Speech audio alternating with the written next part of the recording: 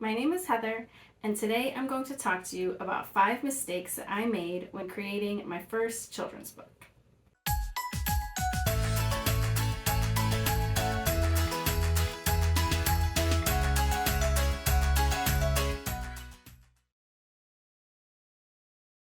The first mistake that I made when creating my first children's book is doing all spreads. I'm not saying that every book with all spreads is bad, disclaimer, but I did all spreads and I could have mixed it up to make the book a little more interesting. So I did all spreads because I kind of suffer from consistency disease or whatever you want to call it.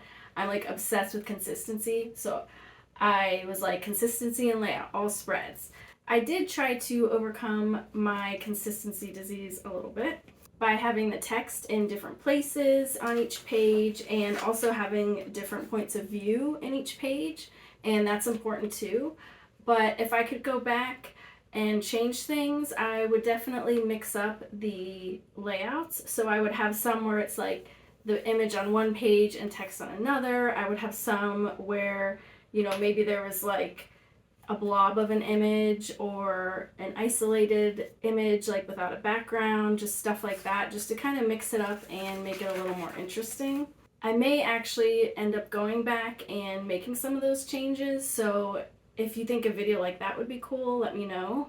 I could show you how I would do it like in Photoshop or in Procreate.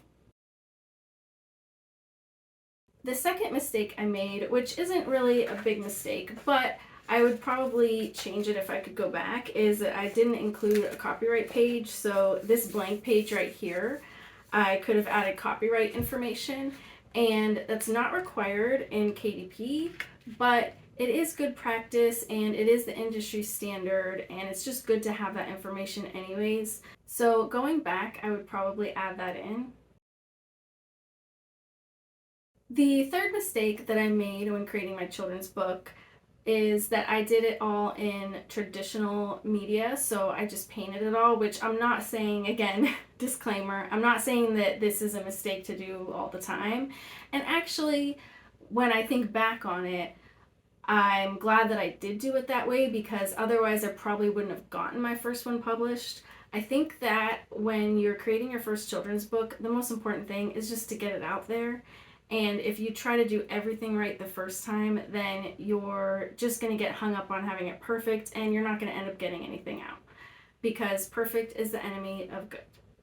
So thinking back, I wouldn't change it then, because I didn't have my iPad Pro, and I did have a tablet that you hook into the computer, but it was kind of a pain because then you're like glued to the computer all the time. But now, if I were to create a children's book, I have the iPad Pro, so now I would use the iPad Pro.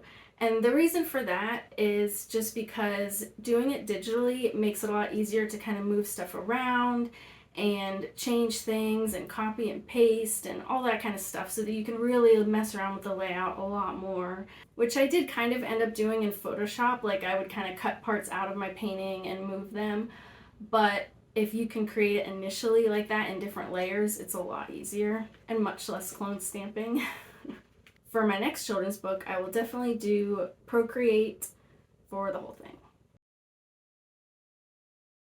The next mistake I think I made when creating my children's book is I didn't create the cover from scratch. So I actually just pulled this image from the first part of the book right here, where a mouse is standing in the forest. I just pulled that and just put it as the cover.